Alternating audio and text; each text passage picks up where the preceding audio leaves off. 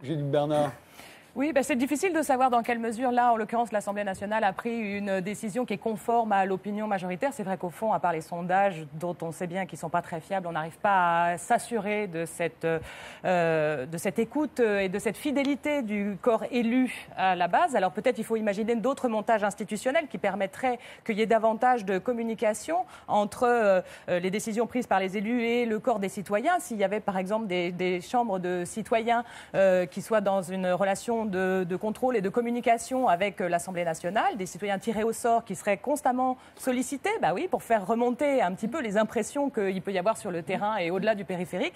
Peut-être il y aurait moins de problèmes de légitimité de la loi. On vote tous les 5 ans pour avoir de nouveaux députés, mais il faudrait en plus voter, à chaque fois qu'ils votent une loi, il faudrait qu'on vote derrière pour savoir si on est d'accord avec la loi que viennent de voter nos représentants. La démocratie, c'est du travail, évidemment. Si on préfère voter le moins possible, il ne faut pas s'étonner ensuite de ce que la démocratie ne soit pas réelle. Bien sûr qu'il faudrait voter plus souvent. Quand on a aboli la peine de mort en 1981, les gens ont admis qu'on avait aboli la peine de mort. On n'a pas redemandé tous les ans aux Français s'ils étaient bien d'accord sur le fait qu'on avait aboli la peine de mort. Mais il ne s'agit pas de leur demander tous les ans, mais probablement si on avait consulté les citoyens et qu'on leur avait donné les conditions d'une délibération éclairée, évidemment, en leur donnant le temps de consulter des experts, d'opinions contrastées.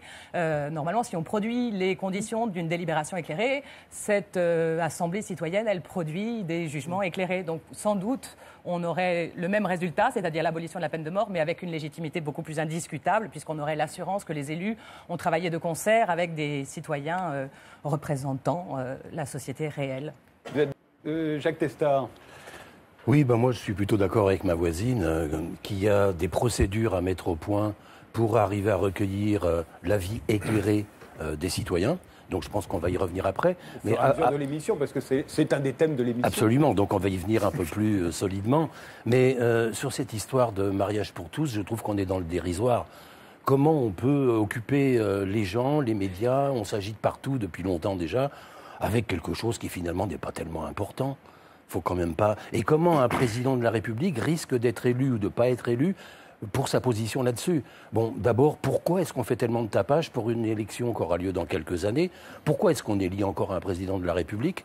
Quand on voit le gaspillage intellectuel qu'il y a autour de ça, en nous parlant des joutes, de machin, des bons mots, des mauvais mots qu'on fallait... Non, c'est du temps perdu. Il y a des sujets importants. Les Français ont du mal à boucler les fins de mois. On n'en parle pas beaucoup. Le réchauffement climatique, on en parle parce qu'il va y avoir cette grande réunion à Paris à la fin de l'année prochaine. Mais ça n'a rien à voir avec le mariage pour tous. Je suis désolé, on est dans le dérisoire. Aussi bien pour l'élection d'un président que démocratie égale élection. Je crois qu'on va pouvoir parler d'autre chose. Il y a d'autres façons de faire la démocratie et que les élections, ce n'est pas la meilleure façon. Je ne dis pas qu'il ne faut pas du tout d'élections, mais on ne peut pas tout baser sur un système électoral avec, comme on l'a dit, un tiers des gens qui votent. Bon, déjà, c'est quand même un manque à gagner au niveau démocratique, mais en plus, des gens plus ou moins informés, plus ou moins manipulés. Non, c'est pas démocratique. Je suis désolé, élection n'égale pas démocratie. Vous êtes d'accord, Judith Bernard? Non, mais moi, j'ai l'impression qu'on touche toujours au même problème, qui est cette espèce de malfaçon institutionnelle qui fait qu'on en vient à soupçonner que ce serait l'influence des lobbies, qui fait que la décision n'est pas prise. Et ce soupçon-là, déjà, vide absolument toute foi en la démocratie. À partir du moment où on suppose que les élus prennent des décisions en faveur d'intérêts privés défendus par des lobbies et non pas en faveur de l'intérêt général, plus personne ne croit dans, effectivement, les élections, les élus, la démocratie ou dans de laquelle peur que, comme pour le mariage homosexuel, une minorité descende dans la rue et parce qu'elle est très active et très bien organisée, tout à coup, elle... Non, mais il y a quand même un moyen plus simple, il me semble. Enfin, plus simple, je ne sais pas, mais c'est une question institutionnelle. Pour lever le soupçon de l'influence des lobbies sur les élus, il suffirait d'assurer un contrôle des élus. Encore une fois, je suis désolée, mais que une chambre citoyenne contrôle les élus en vérifiant qu'il y a une reddition des comptes, un contrôle de leur manière de se comporter avec les lobbies, qu'il y a une révocabilité des élus s'ils ne font pas ce qu'ils s'étaient engagés à faire. Enfin, à partir du moment où ils seraient vraiment sous le contrôle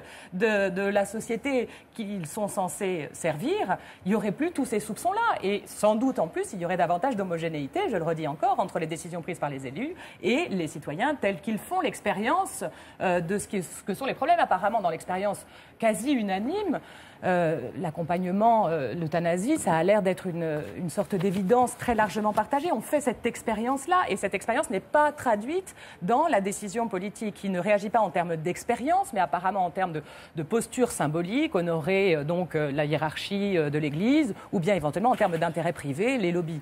Là, on a une rupture complète entre l'expérience collective et les décisions en haut qui ne reflètent en rien ce que nous percevons comme étant l'intérêt général.